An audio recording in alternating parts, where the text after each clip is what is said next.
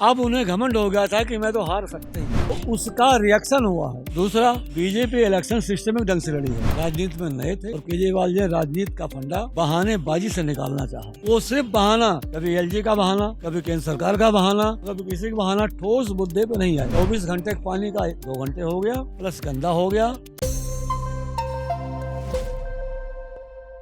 कई सारे ये लोग कहते हैं कि जैसे केजरीवाल जो नेता पॉलिटिशियन बन गए, मगर भाजपा के भी तो नेता कई सारे करप्ट हैं, ऐसे पैसे लेते हैं, तो वो क्यों नहीं ईडी और सीबीआई की नज़र में आते हैं, सिर्फ दूसरे पक्ष के लोग ही क्यों? दरअसल में रामायण में लिखा है, समर्थ कई नहीं दोष गोसाई। भावार्थ इसका है कि अगर हम समर्थवान हैं, थोड़ा दोष भी हमारा छिप जाएगा। तो सत्ता में होके अफसर कौन मुंह हाथ डाले, शेर के मुंह में कौन पंजा डालेगा? कि इस तरह से डराना किसी को, फिर एक डेमोक्रेटिक कंट्री में एक आप ये कर रहे हो, अपनी दादागिरी कर रहे हो, कहीं ना कहीं एक कैसे कहते हैं, राजा बन रहे हो खुद को, तो ये भी कहीं ना कहीं हार्म होगा। जैसे कि यूपी में जैसे बीजेपी की सरकार है, तो वहाँ पे इस बार लोकसभा इलेक्शन में बीजेपी को बहुत कम सीट मिली थी, तो यही सब कारण है, जातिवाद, फिर कट्टरपंथी, ये सब चीज़ों की वजह से ही बीजेपी का वोट बैंक कम हुआ यूपी में। नहीं, कम नहीं होगा। बीजेपी का वोट इसलिए यूपी में कम हुआ है कि ग्रुप बन गए थे, और ग्रुप जो है वो हमेशा परिवार को मारता है। 4 बेटे हमारे हैं और 3 तरह के 3 ग्रुप बन गया, रिश्तेदार घुस जाएगा, तो वो चारों डिवाइड होते रहेंगे और विकास रुक जाएगा। तो बीजेपी मेरे जहाँ तक देखता, मैं उत्तर प्रदेश का रहने वाला हूँ और अयोध्या से 30 किलोमीटर मेरा मकान हो, इसलिए मैं परिपक्व हूँ वहाँ से। जातीय समीकरण इकट्ठा हुआ और जातीय समीकरण में बीजेपी वहाँ से हारी। बीजेपी को उत्तर प्रदेश से नहीं हारना था, दिल्ली ना आती कोई दिक्कत नहीं है, लेकिन वो हुआ यह है कि जातीय समीकरण जो हावी था, मजहमी और जातीय, उसमें हो गया।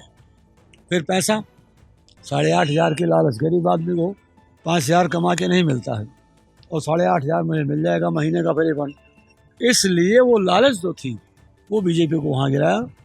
और दिल्ली में अगर नहीं करें कुछ, जैसे पहले किया था, चले जाएंगे। दिल्ली की जनता को मैं ये देख रही हूँ कि बीजेपी से भी कोई खास उम्मीद नहीं है, बस इनका भी देख ले कि कांग्रेस, हाँ मजबूरी, कांग्रेस कोई ऑप्शन नहीं है, कांग्रेस को देख लिया, केजरीवाल को देख लिया, अब इनका भी देख लेते हैं। जनता के मजबूरी है, कोई नई उम्मीद नहीं नहीं मिली मिलती, सरकार की। नहीं मिलती। ये 3 पार्टियां मुख्य है, कांग्रेस का तो हाल ही बेड़ा गर्क है।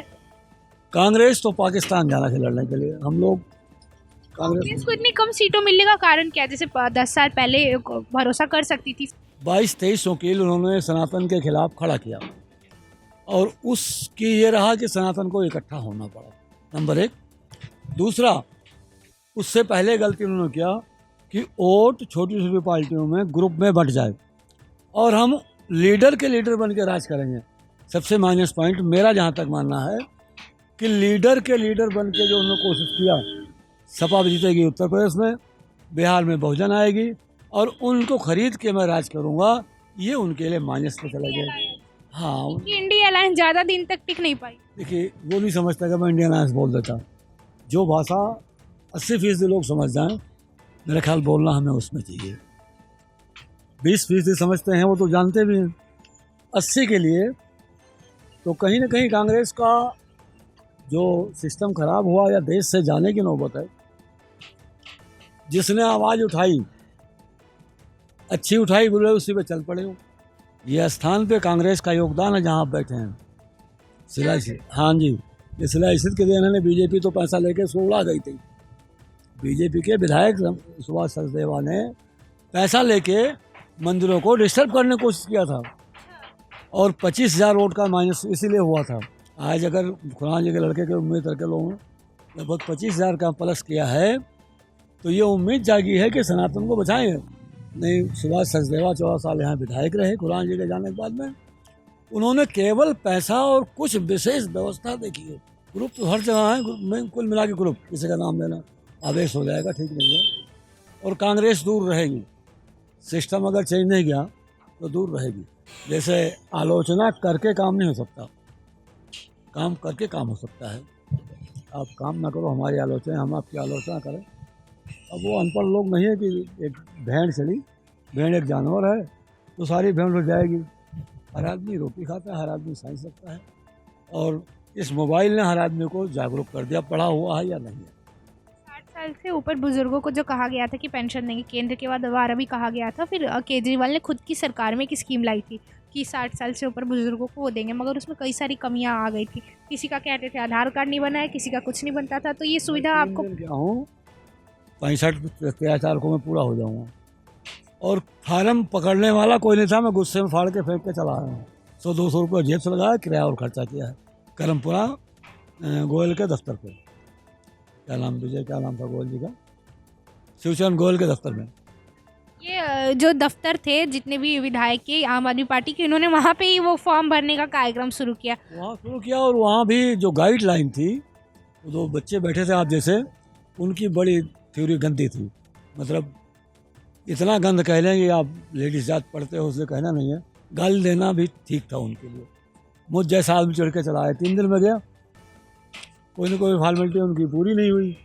3 दिन बाद पूरी हो तो बोले बंद हो गया है, बंद हो गया है। तो 3 दिन दौड़ा के अगर मेरा काम नहीं हुआ, हम छोटे आदमी हों, 100-200-500 लगा तो हम क्या महसूस करेंगे। 31/12 को हम लाइसेंस रिन्यू कराया है। मैं ड्राइवर आदमी हूँ, और अब तक वो लाइसेंस का नहीं पता कहाँ है, किसको पूछें। 13 दिसंबर को ये गाड़ी की फिटनेस थी। 1 या 2 तारीख को हमने पैसा फीस कटवाया, और हमें 23 को मिलता है समय। व्यवस्था केजरीवाल जी की, अफसर की नहीं है।